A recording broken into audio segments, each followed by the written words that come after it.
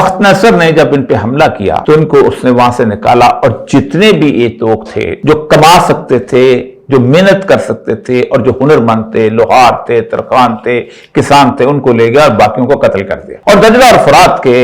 درمیان بہترین زرعی زمینیں تھیں، سرسبز و شاداب علاقہ تھا، وہاں ان کو اس کو آباد کر۔ تو اللہ تعالیٰ فرماتے ہیں کہ وہاں ان کے پاس انبیاء آتے تھے، لیکن کرتے یہ تھے کہ یقتلون انبیاء بغیر حق، ان کو یہ بغیر حق، بغیر کسی وجہ کے ان کو شہید کر دیتے تھے۔ اسی دوران ایک پیغمبر تھے یسعا جن کا نام ہے، وہ تشریف لائے، اور انہوں نے یسعا پیغمبر نے ان کو بتایا کہ دیکھو کچھ عرصے کے بعد یہاں پر ایسا ہوگا کہ اللہ تعالیٰ تم کو واپس بھیج دے گا، اور تم وہاں پر جا کر آباد ہو جاؤ گے، اور تمہارے درمیان ایک ایسا مسایہ آئے گا کہ جو عالمی حکومت قائم کر لے گا۔ ان کو یقین نہیں آیا، انہوں نے ان کو آری سے ذبح کر دیا، لیکن کچھ ہی عرصے کے بعد ایران کے جو بخت نصر کے اوپر حملہ کیا سارس اعظم نے،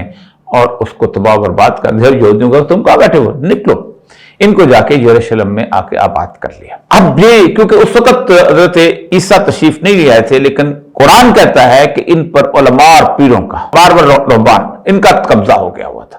اور انہوں نے کہا کہ یہ تو ہمارا قبضہ، یہ کون آ گیا یہاں پر؟